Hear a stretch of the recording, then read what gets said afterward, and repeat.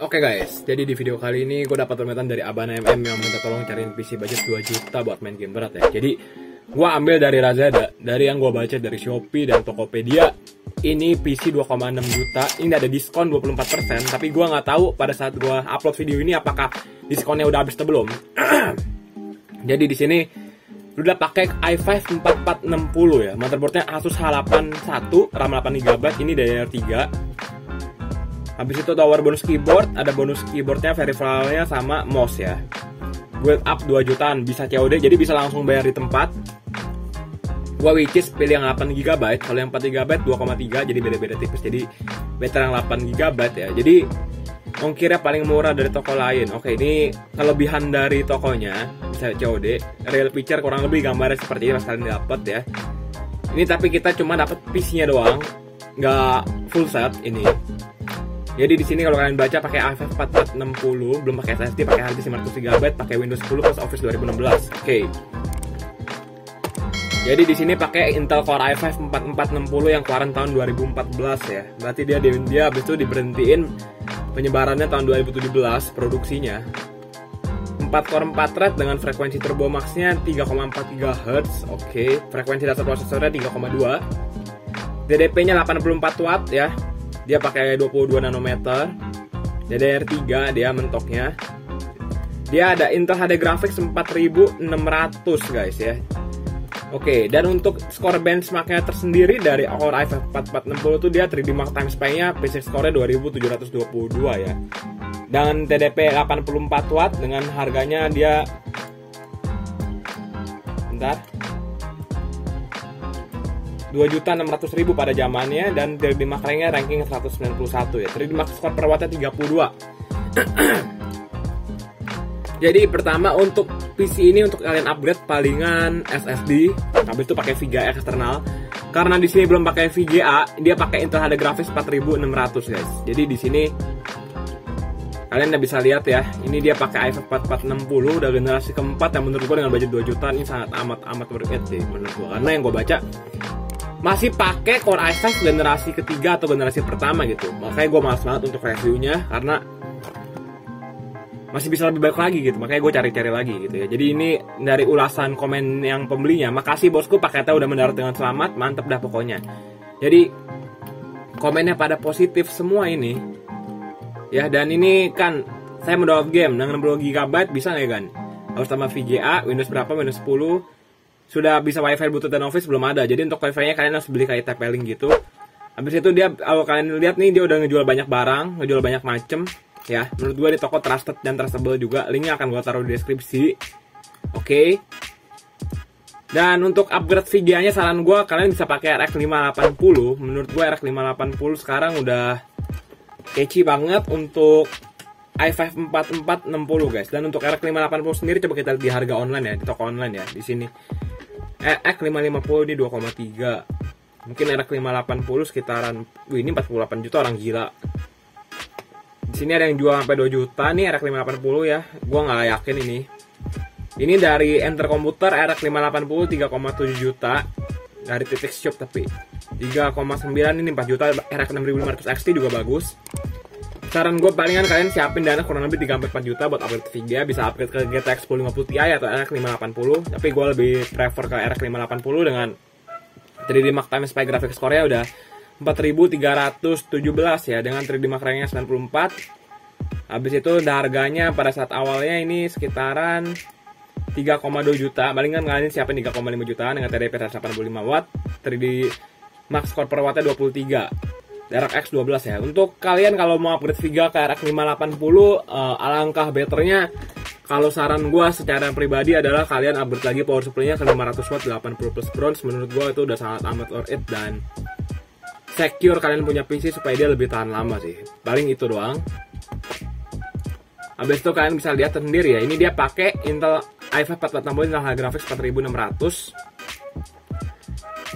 Untuk game Genshin Impact setting rata kiri ya, 720p low, dia jalan di 40 frame per second karena dia juga udah generasi keempat. Dan RAM-nya juga, kalau kalian bisa lihat ini 88GB kalau yang di PC ya. Dia tembus 40 frame per second untuk Genshin Impact yang menurut gua game berat Genshin Impact itu ya. Apalagi game di HP, Genshin Impact juga kadang-kadang pasti nge-lag dan panas. Untuk GTA 5 dia jalan di 33 frame per second. 33 frame per second tuh playable banget. Jadi buat kalian yang pengen main GTA 5 budget 2 jutaan, PC-nya doang ya. Untuk monitornya lain lagi. Untuk monitornya kalian bisa cari yang di bawah 1 juta atau mungkin yang 1 jutaan. Kalau saran gue, kalau untuk monitor sih prefer gue LG sebenarnya. LG bisa, Samsung bisa, tapi kalau yang pengen murah berkualitas mungkin AOC. AOC murah kok. AOC murah dan dia lebih harganya bersahabat lah, friendly dibanding yang lain sih. Kalau menurut gue sih AOC sih ya. Untuk GTA 5 tembus 30 fps. Dota 2. Untuk Dota 2 dia jalan di sekitar 70 frame per second. Which ini udah playable banget. Kita setting ini udah 220p 60 ya. Jadi udah mantep banget untuk main Dota. Buat kalian player Dota budget 2 jutaan, ini udah menurut gua worth it banget. Jadi nggak perlu ragu, tinggal kalian beli aja. Link gua taruh di deskripsi. Gue yakin banget kalian bakal puas lah ini. Tuh, 70 frame per second. Habis itu Outlast. Untuk game Outlast dia jalan di 40-30an frame per second ya. Udah playable banget tanpa VGA eksternal. Jadi kalau kalian mau VGA eksternal, saran gue secara pribadi adalah kalian harus upgrade power supply-nya lagi. Itu PR. Karena kalau enggak bisa rusak komputernya ya. Karena dia tenaga VGA itu berat juga sebenarnya. Dan untuk terakhir,